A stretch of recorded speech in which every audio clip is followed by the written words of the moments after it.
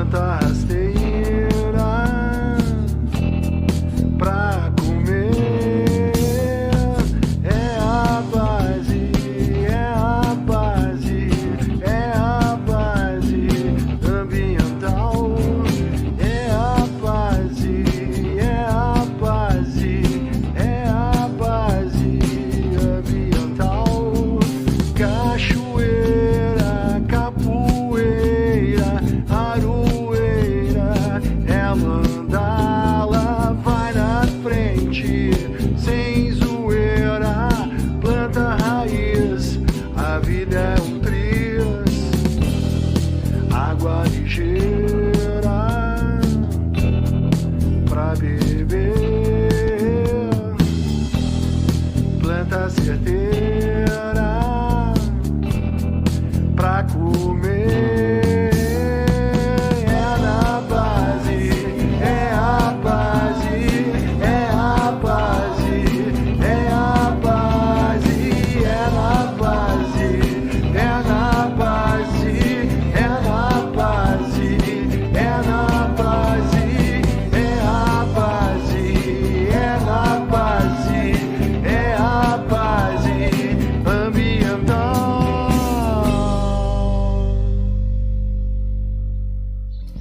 Olá a todos, sou Luciano Gonçalves com mais um programa Base Ambiental. Hoje nós vamos falar sobre áreas úmidas urbanas e drenagem. Esse programa é uma iniciativa da Seibo Soluções, competência, seriedade e experiência em processos produtivos, processos químicos e ambientais, segurança do trabalho e sistemas de gestão integrados. O programa passa na rádio Frida Rock, que tem esse nosso, sempre apoia a gente aqui, que é uma rádio empoderada, e também tem o apoio da Ibiraipê, que é uma organização não governamental aqui no Rio Grande do Sul. Hoje eu vou estar batendo um papo com o engenheiro Ricardo Ângelo Dalfarra, que é engenheiro agrícola, especialista em gestão ambiental pela FUNERB em Santa Catarina, especialista em gestão da qualidade em serviços pela IETEC de Minas Gerais. Ele possui mestrado na área ambiental. O trabalho dele foi com geoprocessamento, usando o geoprocessamento como ferramenta de planejamento e o uso no uso de energia eólica na planície costeira do Rio Grande do Sul. O Ricardo ele é professor da disciplina de projetos e sistemas hidráulicos na UBRA, aqui de Canoas, desde 2019. Professor da disciplina de drenagem urbana também, na UBRA desde 2014, professor de hidrologia na Engenharia Civil, Ambiental e Agrícola da UBRA desde 2012, professor da disciplina de Fundamentos Profissionais na Engenharia Civil de Produção Química e Ambiental na UBRA desde 2012, também é professor da disciplina de Conservação de Recursos Naturais, Gestão Ambiental, Engenharia Mecânica e na Engenharia Elétrica e Tecnólogo de Manutenção Industrial, da SATC, Criciúma, ficou ali desde 2008 a 2015, também professor de disciplina de Hidrologia 2 no curso de Engenharia Ambiental da Unesc. Ele tem trabalhado alguns anos em elaboração de planos diretores, elaboração de alternativa e projeto para a minimização das cheias, tanto no Rio Grande do Sul quanto Santa Catarina, Minas aqui também, pelo que eu entendi. Trabalha com plano municipal, trabalhou com plano municipal de saneamento básico de Gravataí, trabalhado ao longo dos anos concepção de drenagem urbana e sistema na parcela do perímetro urbano aqui da Cidade do Uruguai. Então, é um profissional com grande experiência na área de projetos, na área de drenagem, muito de áreas úmidas urbanas, e também diretor da Geomon Ambiental de Santa Catarina. É com imenso prazer que eu te recebo aqui. Tá cheio de barulho externo aí, não sei se é tu ou produção. Pode ser aqui, pode ser aqui. Talvez eu possa melhorar um pouquinho isso.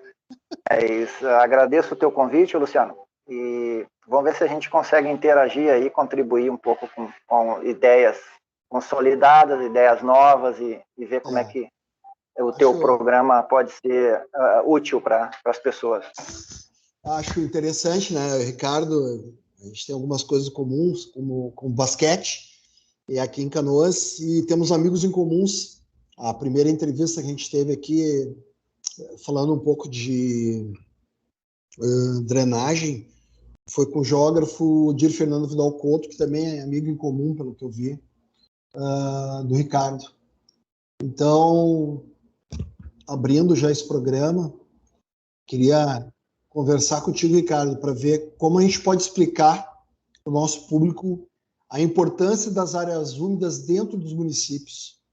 A gente falou em outros programas sobre drenagem, como eu comentei, mas acho que as pessoas precisam entender qual é a importância das áreas úmidas dentro do município, essas áreas que necessitam uma atenção maior.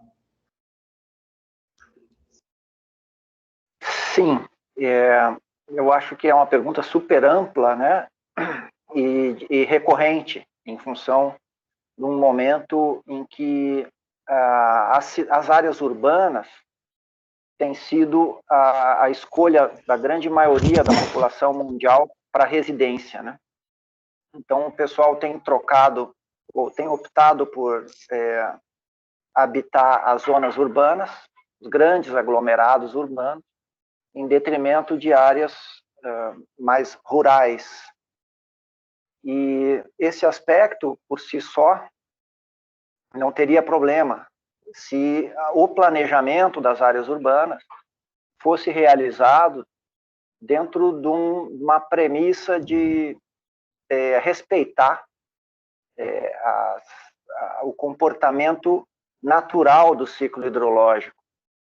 E, na verdade, não é o que acontece.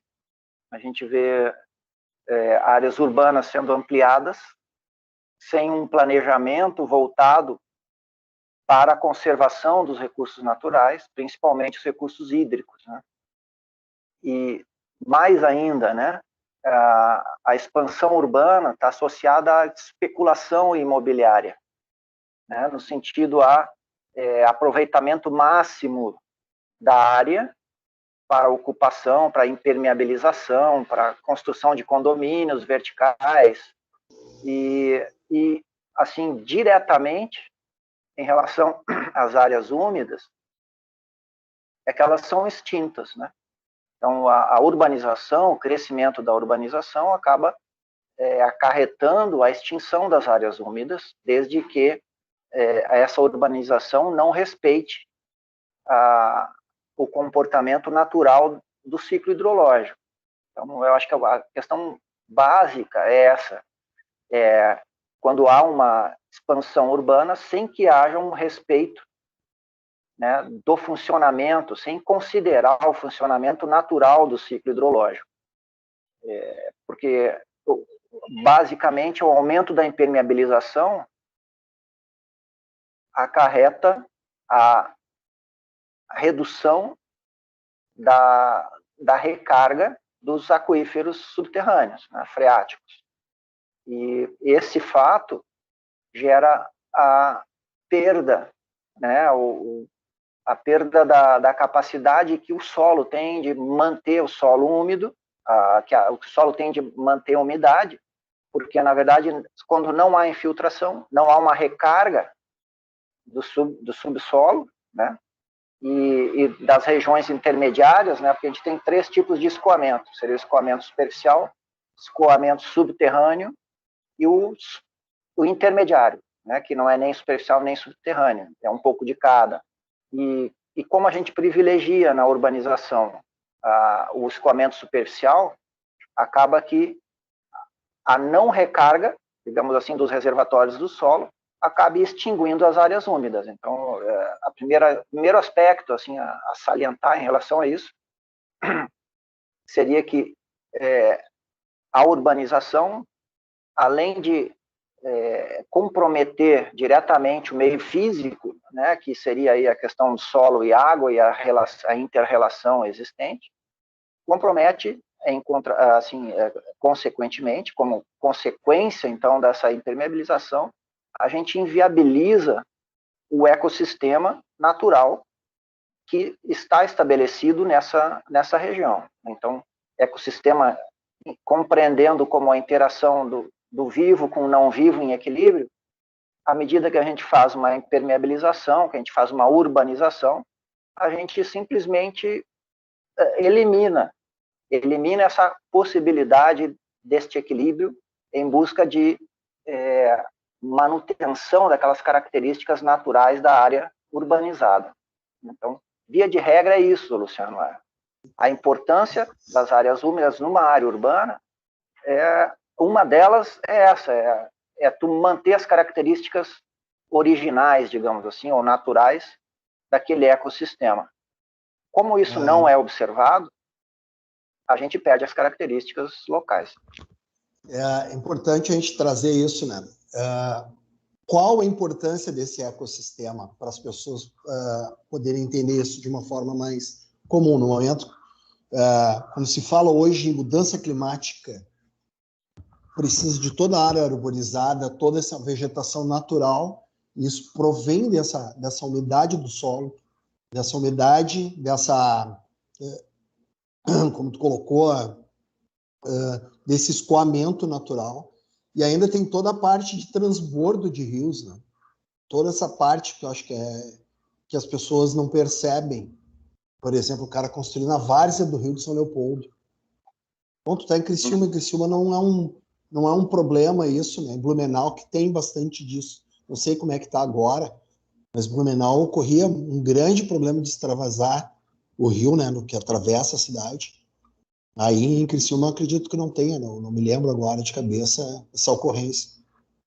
Ontem nós tivemos, esse programa aqui está sendo gravado agora, ontem a gente esteve aqui na quinta-feira, ontem foi dia 25, tivemos um grande problema de escoamento aqui justamente por isso. Teve uma chuva muito forte aqui em Canoas, já virou notícia, já apareceu, a prefeitura veio comentar sobre tratamento, que não tá bom, tá escoando, apesar da chuva ser forte. E eu queria trazer isso para a gente poder entender, talvez dentro do ciclo, para poder mostrar isso para a pessoa que assiste a gente, para a nossa audiência, sobre esse ciclo, para eles entenderem por que precisa ter o escoamento natural, tanto superficial, subterrâneo, quanto intermediário, para entenderem a importância disso no final, por exemplo, quando tem que captar água para tratar. A gente tem trazido isso em alguns debates, mas eu acho legal um especialista que comentar o assunto também, falar um pouco sobre isso. Acho para as pessoas entenderem isso. De modo prático, a gente poderia fazer a seguinte analogia. Tu tens um terreno onde estabelecido o equilíbrio do ecossistema, ou seja, os seres, a vida, né, a biota, o ser vivo que está estabelecido nessa área, tem um modo de vida, né, tem um equilíbrio. À medida que a gente substitui um ambiente natural por um ambiente artificial, ou seja, nós vamos encapar, né? Nós vamos passar uma capa impermeável pela superfície do solo, a gente vai estar fazendo com que aquele volume de chuva que antes gerava uma quantidade de escoamento, digamos, metade da água infiltra e metade escoa. A gente, ou ao impermeabilizar essa superfície, a gente está fazendo com que, basicamente, quase 100% da água escoe. Então, tu vai ter, num menor espaço de tempo, um volume de água muito maior escoando do que se tu tivesse a condição natural. Então, premissa básica, assim, a condição básica da importância de tu manter o ecossistema natural é que tu faz com que os volumes de escoamento, ou aquela água que escoa superficialmente, permaneçam próximos do natural.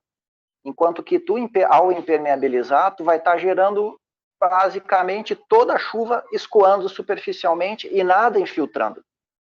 Então, o primeiro aspecto negativo nisso é que nós vamos estar causando enxurradas, ou então vazões muito grandes escoando superficialmente, muito maiores do que aquela que se tinha anteriormente. Então, a manutenção dessas áreas úmidas, dos banhados e áreas verdes em geral, é que tu está tentando minimizar, né, mitigar, ou seja, o problema do escoamento aumentar tanto, tu está querendo diminuir esse problema.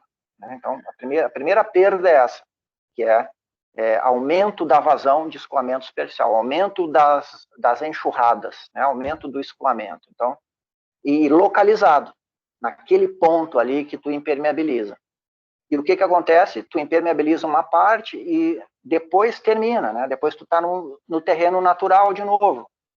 Então, logo após a urbanização, naquele trecho de baixo, a gente chama de jusante, né? Logo abaixo da urbanização, tu vai ter um efeito multiplicador da velocidade e da vazão, que é um efeito de erosão, de destruição. Né? Então, além de tu aumentar a vazão, tu vai transportar mais para baixo, mais para jusante, a gente chama mais para baixo, tu está transportando o problema, e mais, ampliando o problema. Né? Tu amplia o escoamento, aumenta a velocidade e passa mais para baixo para quem mora mais lá embaixo, ou para determinado ecossistema natural, enfim, tu vai transportar um problema gerado pela urbanização. Então, isso aí em termos físicos, né, que é água, solo e geologia, geomorfologia, ou seja, o terreno em si, clima. Ao impermeabilizar, a gente aumenta as temperaturas altas e diminui as temperaturas baixas, ou seja, é mais quente no verão e mais frio no inverno.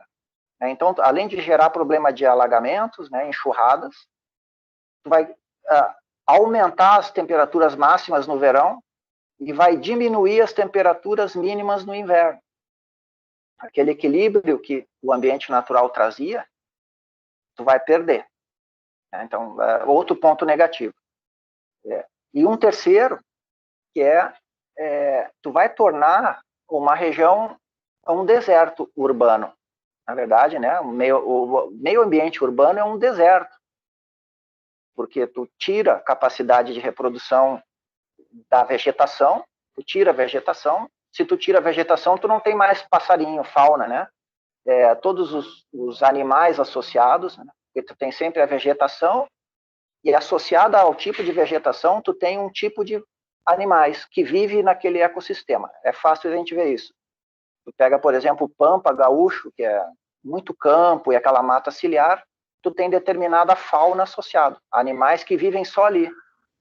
E tu pega uma floresta que é mais densa, tipo Mata Atlântica, ou mesmo a Amazônia, tu vai ter animais que só vivem naqueles locais. Por quê? Porque eles estão adaptados àquela vegetação. Se tu suprime a vegetação, tu termina com a fauna, que está associada sempre. Né? Então, voltando lá, né? Primeiro prejuízo, enxurradas e prejuízos. Segundo prejuízo, área urbana aumenta as máximas e diminui as mínimas temperaturas. O terceiro prejuízo é a questão do deserto urbano, que a gente chama, que é a extinção, seja da microfauna, né, dos pequenos organismos, como também dos animais maiores, a mastofauna, que são animais que sobrevivem em função de um ecossistema adotado por aquela, digamos assim, está em equilíbrio com aquela vegetação. Tem um outro problema também, Luciano, que tu vê, são só problemas, né? Mas tem um outro problema que acarreta tudo isso, que é a perda da qualidade de vida.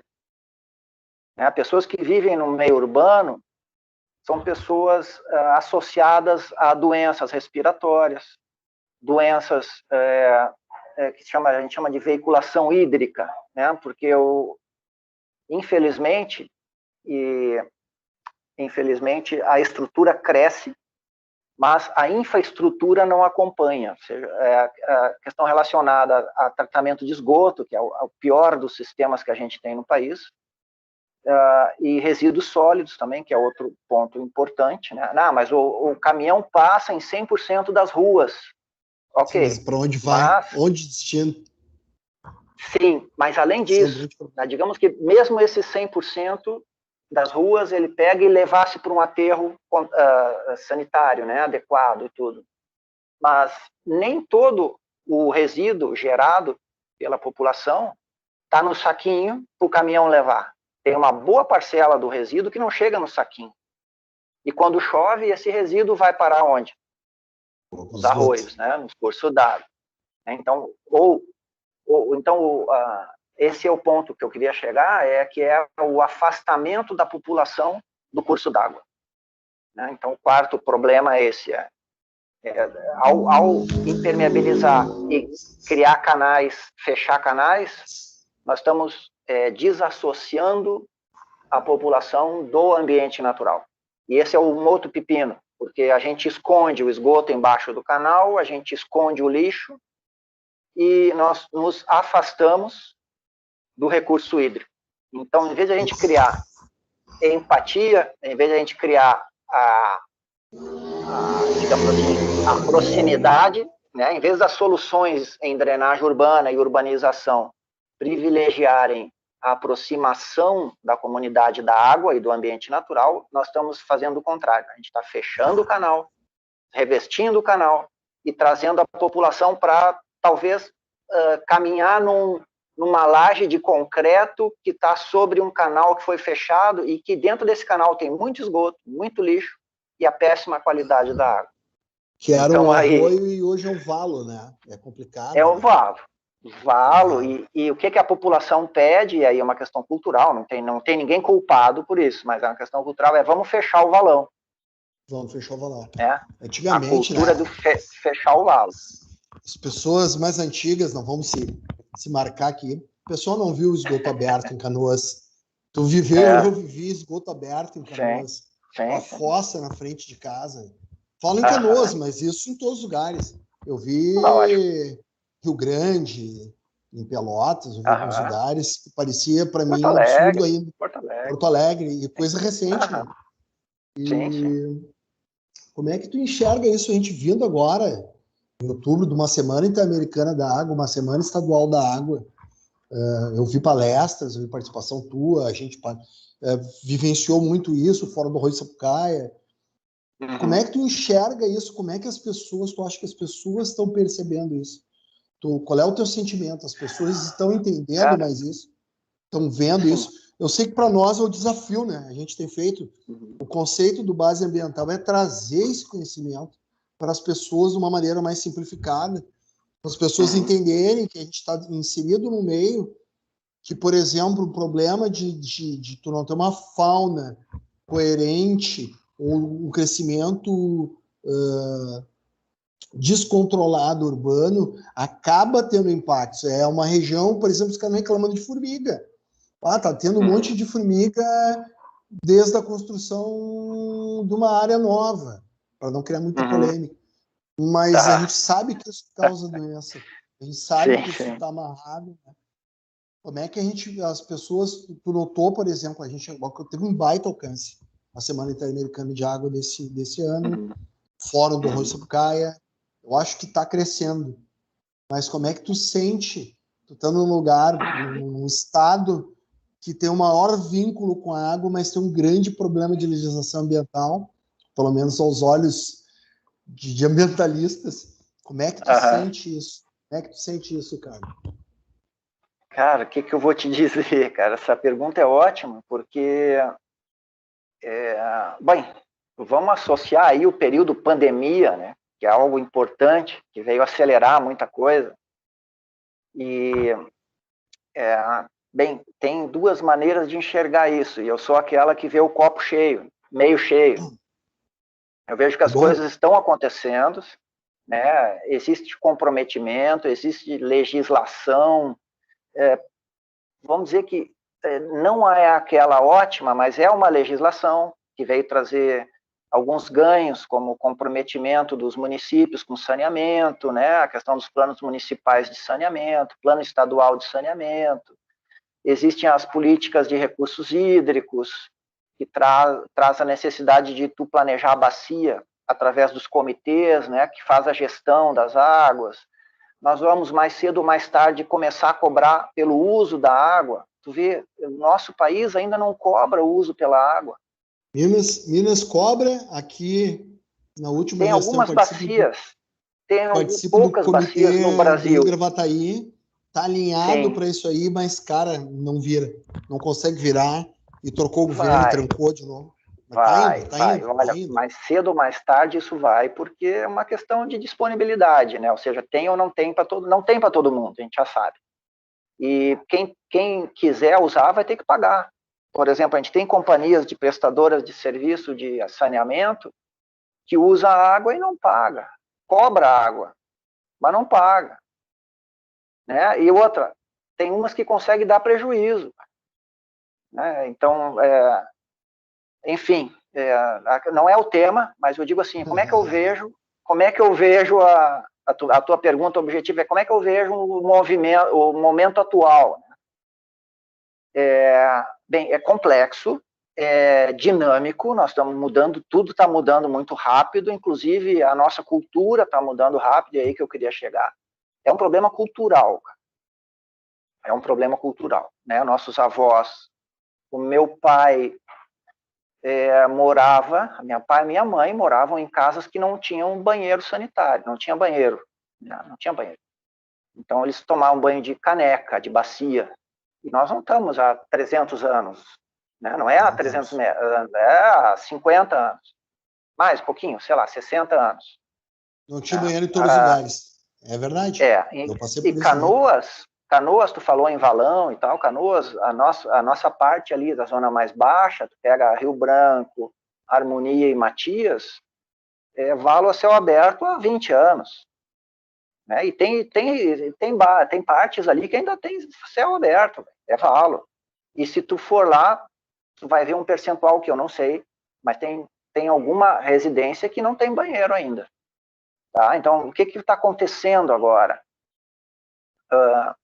Está tudo mudando rápido, né? A nossa engenharia, a nossa consultoria, a educação, a comunicação, a sociabilização está sofrendo grandes mudanças, né? A gente está reaprendendo. Eu trabalho com engenharia, com projeto, com planejamento, consultoria. Nós estamos reaprendendo a fazer o que a gente fazia de um jeito, agora a gente está fazendo de outro jeito, né? O que acontece muito rápido agora? A comunicação é mais fácil, a informação é mais rápida, a troca de ideias, a participação coletiva pode ser maior. Aí eu digo pode ser porque a gente continua participando de eventos públicos, audiências públicas, né, e reuniões públicas, mas não há uma aderência da comunidade em participar, né, em ser corresponsável pelas decisões. A gente não percebe isso ainda, né, mas existem os canais de comunicação, existem as oportunidades para isso, que os planejamentos estão acontecendo, mas o que a gente não consegue perceber é a efetiva participação da comunidade. Então, voltando àquela parte cultural, não está na cultura, eu não sei se é do brasileiro ou da população mundial, de querer trabalhar pelo bem comum, né? Eu vejo assim, todo mundo quer o seu problema resolvido, mas não quer resolver o problema geral. Todo mundo quer o tubo na sua casa, né? Quer a água na sua casa, não quer o esgoto na frente, quer o esgoto em algum outro lugar que não seja na minha casa. Mas eu não estou interessado em saber quanto é que custa levar o esgoto até lá, quanto é que custa tratar esse esgoto, né? E mais, eu nunca paguei taxa de esgoto, né? Porque por que eu vou começar a pagar agora se eu nunca paguei? Entende, Luciano? Então, eu vejo assim, eu vejo que as coisas estão acontecendo, né? E não por boa vontade de ninguém, é porque elas têm que acontecer, né? As questões relacionadas à sustentabilidade, a gente sabe que é um cálculo não utópico, mas de difícil equação, né? Tu tem que fazer o desenvolvimento das gerações atuais sem comprometer as gerações futuras, tu tem que trabalhar com o meio ambiente social e econômico e cultural ainda dentro da maioria da população, digamos assim, para ser um pouquinho mais realista, né? Para não ser toda a população, ou seja, para ter educação, saneamento e saúde para toda a população atual, sem comprometer a população futura, né, conceitualmente muito bacana, mas na prática é uma busca quase assim, como o moto perpétuo, né, algo que é difícil conseguir, porque todo processo tem perdas, né? Então tu não consegue otimizar a ponto de que se consiga manter isso por muito tempo, né? Aquela história de a pegada urbana, né? Pegada humana, pegada ecológica, pegada ecológica.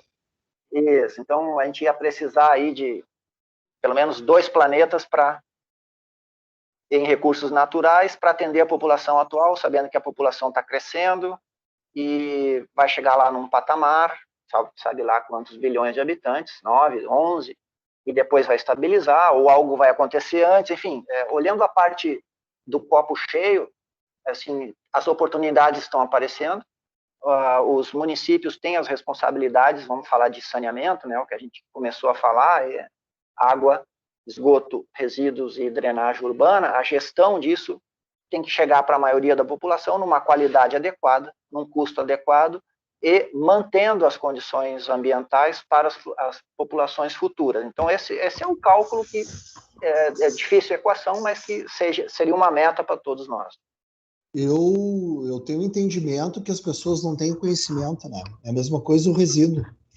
A gente, quando fala do eixo resíduo sólido, as pessoas só notam que é um problema quando está na rua, quando está explodido. Isso.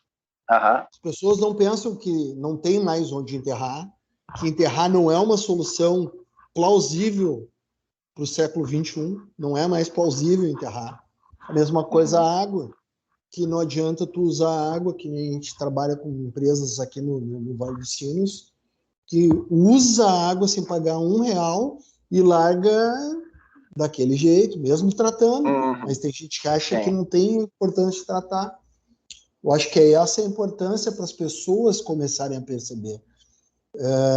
Até mesmo os governantes. Eu tenho para mim que são eleitos em várias instâncias para representar a gente, mas que nem a gente conversa com os caras, então, secretário de estrutura, de infraestrutura, não tem nem noção que se eu pegar e não separar essa área, que essa área não pode ser construída aqui, porque essa área aqui vai impactar em 2, 3 bairros. Já impactam hoje. Se tu não entender isso, e eu falando na boca, o cara me regalou os olhos, assim, um determinado momento, assim, esse cara, se tu não cuidar dessa área aqui, vai te dar problema no inverno. Desse não é assim, daqui a 10 anos, já não dá mais tempo. Dos 10 anos está acontecendo o problema. É muito, muito interessante essa conversa e a ideia de trazer isso, essa visão sobre o uso da água, sobre as áreas permeáveis, para a gente trazer isso é interessante, né? Eu tenho para mim, não sei se é uma visão positiva ou negativa, mas eu tenho visto os jovens estarem muito envolvidos, me parece muito positivo.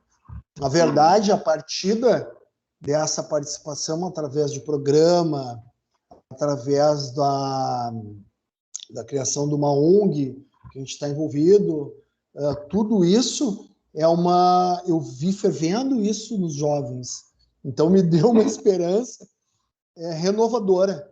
E isso está obrigando o pessoal de estrutura legislativa a perceber isso, executiva, a perceber que tem que melhorar, porque senão não vai ter mais voto. Felizmente é o caminho que enxergam. O problema não é não ter mais voto, o problema não é não ter quem vote mais. A gente teve agora uma pandemia, mostrou impacto. Então, uns amigos meus biólogos assim, cara, isso combina contigo. Tu não pode ser gaísta. Eu digo, não, cara, é óbvio. Se ninguém resolver, a natureza, o meio ambiente é um sistema fechado. Eu, na base, sou engenheiro químico, para mim é muito natural. É um sistema fechado, ele entra em equilíbrio, ele vai se resolver. Sim. E é o que está acontecendo. Se nós estamos aí beirando 9 milhões, eu nem sei quanto foi a baixa total. Mas a gente teve um rapa de população gigantesca. E aí os caras, teoria de conspiração, é bem isso. Rica, o que tu acha? Rica não, professor Ricardo, é muito íntimo isso aí. O pessoal não sabe. Gostei. Prefiro. Cara, Prefiro me diz Rica. uma coisa, como é que tu tem enxergado hoje? Eu vi que a gente entendeu que tem a legislação, que as coisas demoraram a sair do ponto de vista legislativo, e agora tem aplicação. Como é que tu tem entendido hoje as participações da gestão pública em cima desses projetos? A gente entende, quanto técnico, que eles são obrigados a se adaptar, a melhorar, mas ainda falta, na minha humilde opinião, conhecimento para o cara entender assim, eu quero botar tal empreendimento aqui, isso é bom para o município, vai gerar emprego. Tirando qualquer outra possibilidade de ganho individual. Vai gerar emprego, é bom para o município. Realmente o gestor pensando nisso. Tem impacto.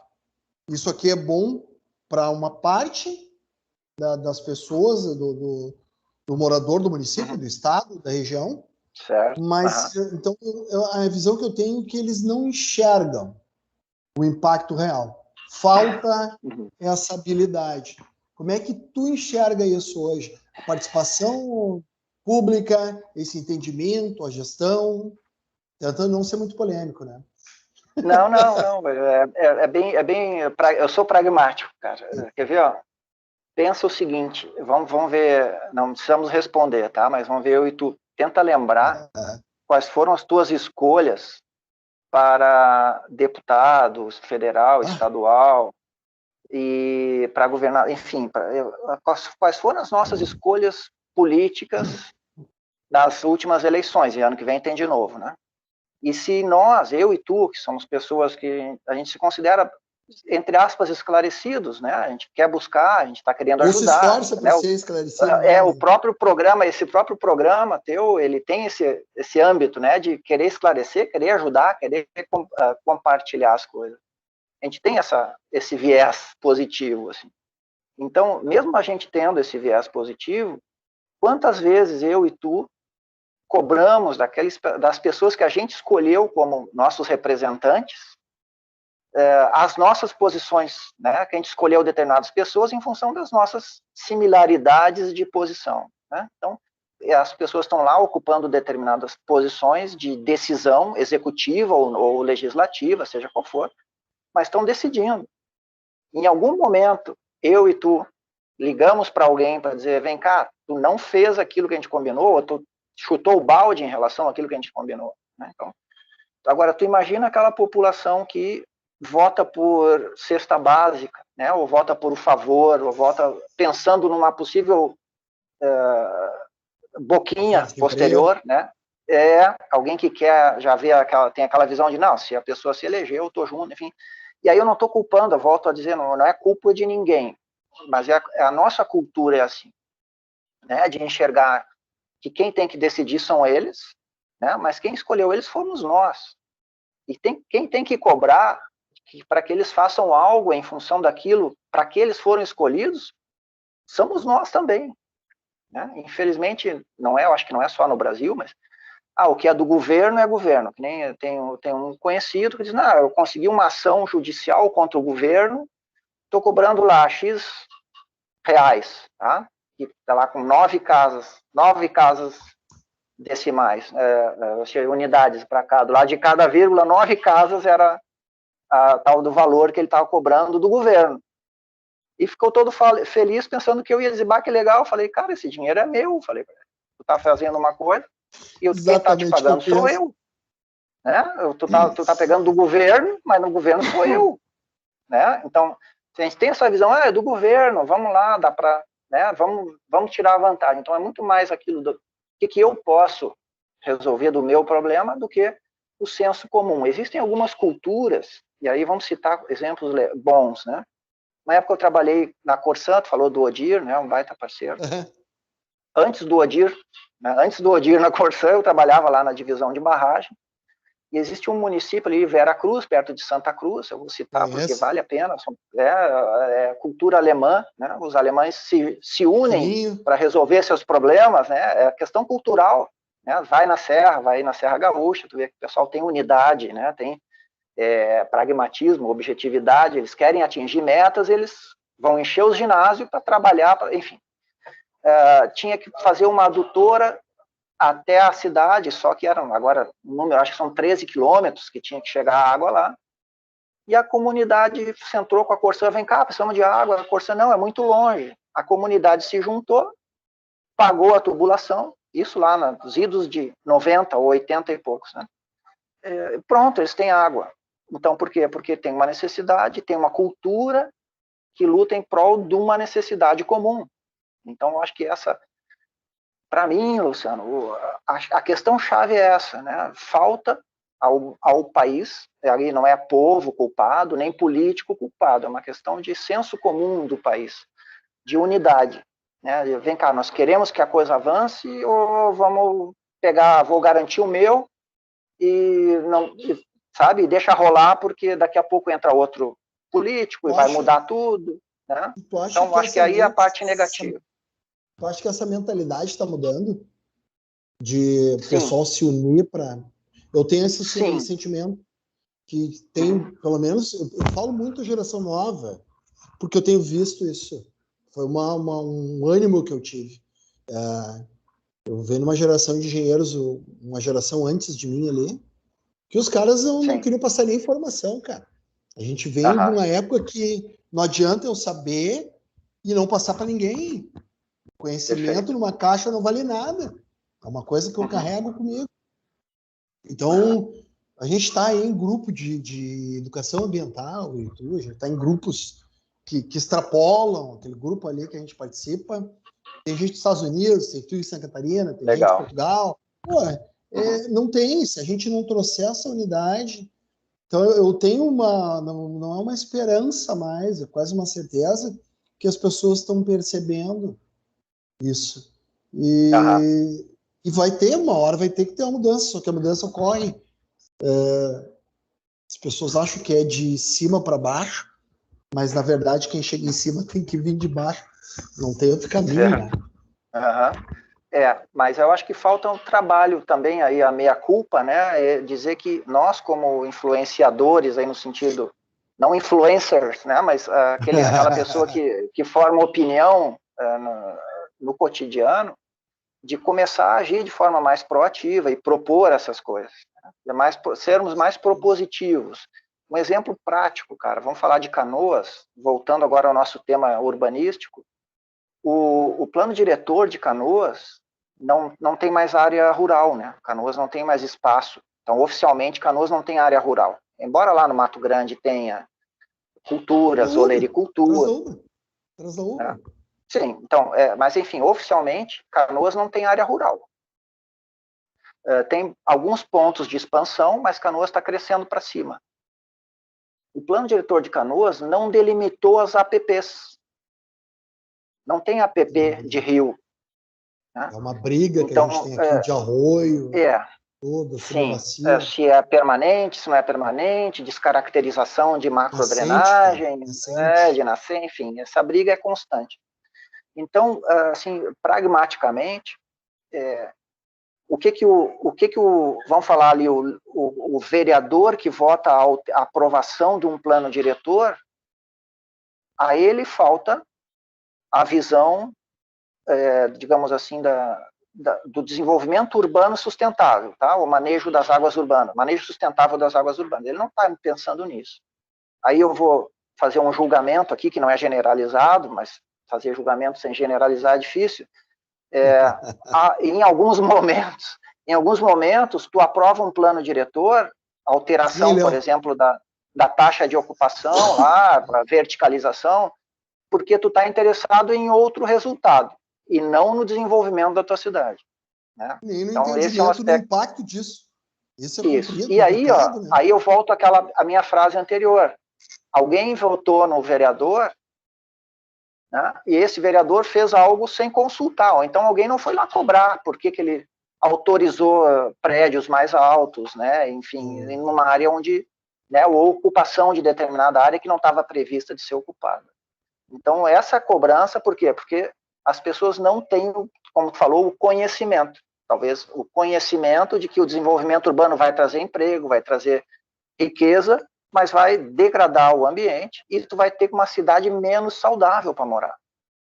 Né? Quem teve a chance de visitar algumas cidades assim, bem planejadas, tu vai ver que o equilíbrio entre o verde, né, o recurso hídrico e a área urbanizada, efetivamente impermeabilizada, tem que ser respeitado. Né? Então, em vez de tu pensar em, não, vamos, como é que chama, movimento de terra, derruba um morro, aterra o arroio, bota um tubo e vão fazer tudo planinho. Não, tu chama um arquiteto para fazer o planejamento adequado, né, o urbanístico, de permeabilidade, urbanístico, todo... respeitar as APPs, né, tu vai ter declividade, tu vai ter área de infiltração, tu vai ter vegetação e tu vai ter também a área urbana. Mas convivendo com o verde, e aí, assim, para concluir um pouco a minha fala, é isso, cara, a gente tem que resgatar a convivência com o recurso natural. A gente está perdendo isso, né? Eu comecei a fala dizendo a urbanização impermeabiliza e a gente perde contato com o ecossistema local. O que a gente tem que fazer? A renaturalização, né, a famosa renaturalização, a engenharia naturalística está querendo resgatar aquelas características naturais do ambiente pré-urbanização. Então, o que a gente tem que estar promovendo agora é justamente isso. O que eu posso fazer para voltar ao ciclo hidrológico natural? Aumentar a permeabilização, plantar vegetação, promover a infiltração, retardar o escoamento, fazer infiltrar, entende? Então, mais do que isso, nos países onde recursos tem disponível, eles estão renaturalizando os cursos d'água. Aquele canal que era revestido e fechado, ele está sendo desconstruído, né, para poder resgatar o curso d'água, a condição de escoamento natural que o curso d'água tinha pré-urbanização. Acho que nós não vamos chegar nesse ponto. Tem na Europa, em alguns casos. Na Europa tem alguns casos. Os caras estão percebendo que tem que voltar, né, para trás, né, cara? Essa é a verdade. Então, tu desconstrói o canal, a parede do canal tu quebra, né? Mas ele tem que ter espaço, tem que ter recurso, enfim, é complexo. Acho que a gente não vai ver isso no Brasil. Mas, enfim, é uma saída. Por quê? Porque foi feito algo que não devia ser feito. Eu acho que o que a gente precisa fazer agora é, pelo menos, saber assim, olha, estamos fazendo errado. Né? E vem aí o manejo sustentável das águas urbanas, que já admite que foi feito errado. Né? A gente queria só canalizar, impermeabilizar, canalizar, fechar canal, chamava de um método higienista. Né? Então, agora a gente trabalha com o manejo sustentável das águas urbanas, então a gente faz o resgate do ciclo hidrológico natural. Né? Aquilo que a gente perdeu de infiltração, de retenção, a gente vai resgatar isso através da revegetação, valas de infiltração, retardamento do escoamento. Então, são essas medidas que a drenagem urbana no estado da arte vem fazendo. Né? Então, e aí, como a gente tem disponibilidade aí de recursos digitais, computacionais, a gente pode fazer cenários. Né? Então, tu faz modelagem matemática, hidrodinâmica de usos do solo. Então, tu faz assim, se eu impermeabilizar tudo, como é que fica? Se eu preservar determinadas regiões da bacia, ou então se eu substituir esse prédio por um parque, então tu começa a fazer cenários simulados, digitais, futuros, possíveis. Então tu, através disso, tu determina um planejamento de longo prazo em nível de bacia hidrográfica para poder fazer a gestão da bacia. Então tu vai impermeabilizar um percentual máximo e o outro percentual tu vai ter que preservar. Então eu acho que esse é um caminho que também está bem avançado, não tem mais volta, é por aí, só que depende de vários fatores. Né? Se tu está no mesmo município, tu depende da vontade política deste município, mas como as bacias não respeitam limites políticos, né? As bacias transcendem limites políticos, a água vai por si, né? Ela não pede licença e nem não é legislação que muda o curso d'água. Mas ela vai. Então, tu depende, às vezes, de uma decisão supramunicipal. Tu tem que ter um fórum supramunicipal, às vezes o comitê de bacia, às vezes o DRH lá, né? Às vezes o Ministério Público tem que entrar. Tem algum estado, algum comitê já nessa direção, já trabalhando em cima disso? Já tem algum? Os planos de bacia, todos trabalham assim. Né? Mas só que efetivamente, tu tem razão, na prática, a cobrança pelo uso da água, porque isso aí vai acabar saindo na cobrança do uso da água, né? A bacia puxa, agora, a bacia que nasce em São Paulo e vai até o Rio de Janeiro, Paraíba do Sul, alguma coisa assim, eles estão cobrando pela água, por quê? Porque a demanda é muito maior do que a disponibilidade. Então, eles começam a ver que estão cobrando, né? Aqui, aí no Rio Grande do Sul, tu tem os Sinos, o Gravataí, que já estão concluídos seus planos de bacia, por enquanto só está definido as prioridades. No verão, aumenta o consumo, diminui a vazão média.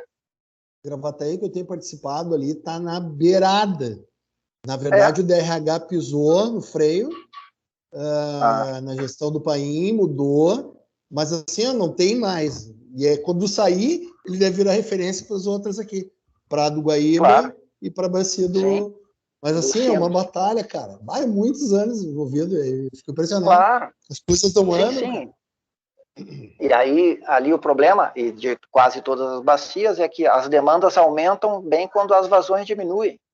Verão diminui a vazão e tu tem um aumento da demanda para abastecimento e aumento da demanda para agricultura, que é simultânea, né, concomitante. É simultânea. Então, o que a Lei 9433, que define Política Nacional de Recursos Hídricos, define que a bacia é unidade de planejamento e que a prioridade é para abastecimento público e dessedentação de animais. Então, faltando água, o arrozeiro tem que desligar a bomba, né? Então, por aí, a gestão está sendo feita assim, né? Na emergência, né? No corretivo, no apagar incêndio. Por quê? Porque ninguém quer perder o que tem. Essa é a verdade, né? Então, enfim, as coisas vão acontecer e o caminho é esse, não tem volta. Vai ter que pagar a água que usa. Quem usa a água tem que pagar. É um bem público. Sim, senão não vai ter água para todo mundo. Claro. Concluindo nossa conversa, Ricardo, a gente falou bastante, assim, a base do programa sobre busca por informação, trazer isso. Qual o caminho tu acha que a gente... Eu acabo sempre perguntando para o entrevistado qual o caminho que a gente deve tomar para amplificar isso, o conhecimento, trazer, qual é a ferramenta para as pessoas perceberem mais o que é necessário para a nossa existência aqui no planeta. Falando bem amplo, assim. Mas, pergunta fácil. Que pergunta fácil, Luciano. Eu tenho associado, é legal, cara. Legal porque a gente tem associado. Então, a gente conversou, pessoal da educação, conversou com o pessoal sobre água, sobre a parte de perdas em uso, abastecimento, falou sobre drenagem, hoje sobre mananciais. Eu fiz um trabalho com o Daniel Santos sobre o Pró-Arroios, que é fantástico. A gente tem acompanhado, que é todo o mapeamento de arroio de São Leopoldo. Então, achei muito interessante, muito a calhar teu programa vir se apresentado logo depois dele, porque tá amarrado. É complementar, sim, sem dúvida. Sem dúvida. E as pessoas dizem assim, tu acaba puxando para o resíduo ou para a água. Eu digo, cara, meu entendimento é onde a gente trabalha mais. Claro.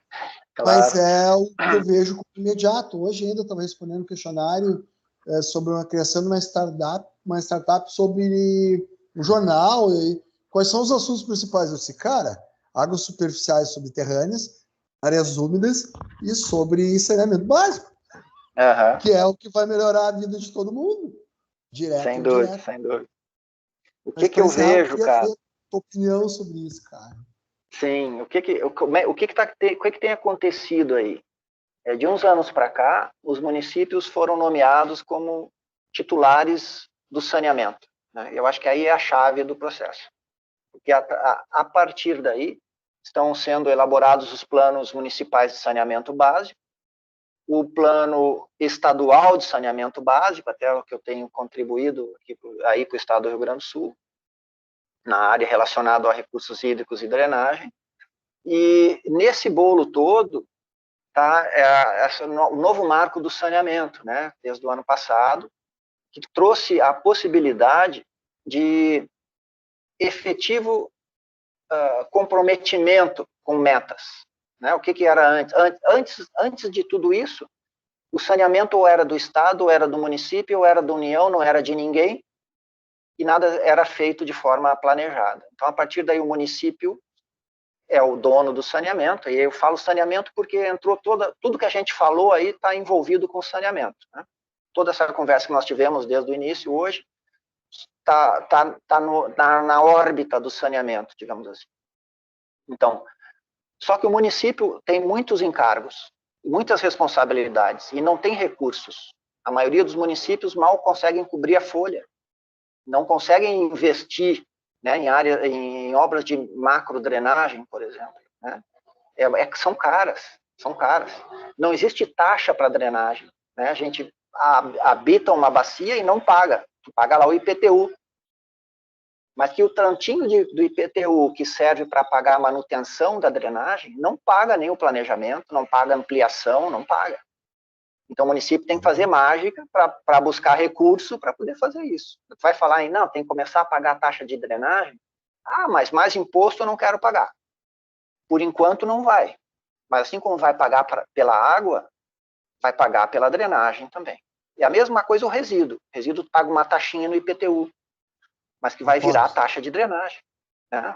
Vai pagar a taxa de drenagem. Enfim, a água e o esgoto não. Tu tem ali, tu paga mensalmente o que tu consome, então tem dinheiro para ampliação.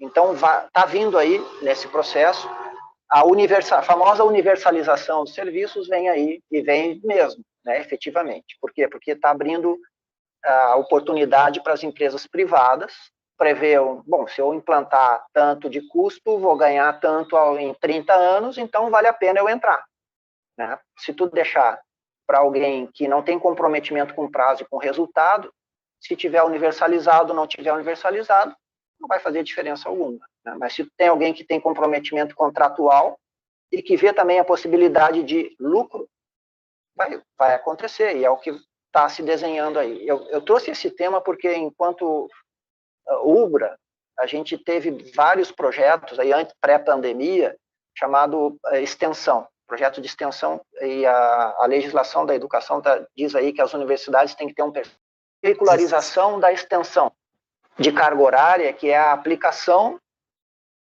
da engenharia, no caso da engenharia, na extensão, nas comunidades da região.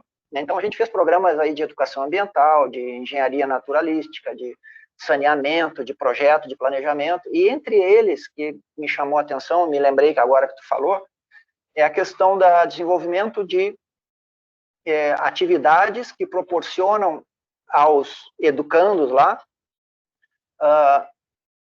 desenvolvimento, não é desenvolvimento, mas experiências de percepção. O que acontece com a criança que cresce dentro de um canal, de um valão cheio de lixo e de esgoto?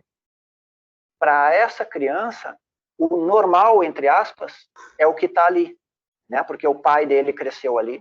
Ele vai crescer ali como se fosse algo normal, aceitável. Mas, na verdade, nós temos que levar a ideia de que o status atual é um status que não é normal. Nós não podemos aceitar a normalidade de conviver com a degradação do recurso hídrico. O normal é tu preservar o recurso hídrico. Então, nós temos que mudar a maneira de pensar, né? Entrou um pouco de neurolinguística aí na parada, que é a questão do conceito, né? O significado, ressignificação, né? do objeto, ou da realidade. Tu tem uma realidade, né? O fato, né? Tu vive o fato, mas que, na verdade, é uma condição pretérita, veio de trás e hoje estou vivendo isso. Mas não significa que tem que ser assim, pelo contrário. Então, a gente fez algumas atividades de, mais do que sensibilização, de indignação, no sentido bom da palavra, né? Resignação. Está aqui, mas não vai ficar aqui, porque não é o normal. O normal é tu ter uma convivência com o recurso hídrico. Os avós lá pescavam naquele arroio, né? E hoje as crianças brincam no meio do lixo e do esgoto. Mas não é assim que é para ser. Então, o que é importante, eu acho, é desenvolver essa consciência, mas é um trabalho longo, de longo prazo. A educação ambiental é resultado de longo prazo, né? Tu não pode trabalhar a educação ambiental para um ano. Tem que pegar a geração atual e ir construindo conceitos, né? Como hoje os meios de comunicação, a parte toda de mídia está muito fácil, eu acho que passou da hora da gente utilizar WhatsApp, Facebook e essas mídias todas para divulgação da boa consciência, né? De tu semear essa coisa boa de desenvolvimento, né? De crescimento, de indignação com o mal feito, né? Daquela coisa do senso comum. O senso comum é bom quando tu almeja o bem de todos, e não o senso comum é bom quando eu consigo tirar a minha vantagem disso. Então, dentro desse aspecto, que eu acho que é a missão, passou da hora da gente utilizar a nossa capacidade, o nosso saber, para esse tipo de foco, né? Focar no desenvolvimento, focar no saneamento, na melhora da qualidade de vida, e aí entra aquela questão que a gente falou anteriormente, de cobrar das pessoas que decidem, né? Se eu escolhi alguém para decidir, eu tenho que ir lá cobrar dessas pessoas aquelas ideias para as quais ela foi escolhida para defender, né? Então, eu acho que é um ponto-chave, né? Senso crítico, resignação com o estágio atual, né? Existe a possibilidade da gente mudar esse cenário, nós somos agentes transformadores, né? Aquela coisa do protagonismo, né? Então é por aí. Eu acho que existe algo a ser feito, nós temos uma missão, e por enquanto a gente vai ser conhecido, indo nesse rumo, como as gerações que permitiram a degradação ambiental, né? E não fizeram uso do conhecimento para tentar mudar a situação. Exatamente, por aí. Tá bom. Quero agradecer esse tempo disponibilizado, a distância toda, a gente correu para estar aqui, eu quero agradecer. Boa. Quero agradecer aqui, eu entrevistei o professor, o engenheiro Ricardo Ângelo Dalfarra, engenheiro agrícola, especialista em gestão ambiental, gestão da qualidade, mestre na área ambiental. E boa. Esse programa, esse episódio do Base Ambiental é uma iniciativa da empresa Save Soluções, competência, seriedade e experiência em processos produtivos, químicos e ambientais, segurança do trabalho e sistema de gestão integrado, apoiado pela rádio Frida Rock, uma rádio empoderada e também apoiada pela Ibirá IP. Quero agradecer mais uma vez a disponibilidade e a atenção, e é sempre bom conversar contigo e ter essa disponibilidade para a gente poder conversar e agir como a gente acredita, né? Como agência de mudança. Obrigado, Rica. Até breve. Te espero. Te agradeço, Luciano. Em breve. Se Deus quiser, se Deus quiser. Vamos lá. Um abraço, obrigado pela oportunidade e sempre que precisar, estamos à disposição. Tá bom. Um abraço, Rica. Até mais. Valeu, obrigado, Luciano.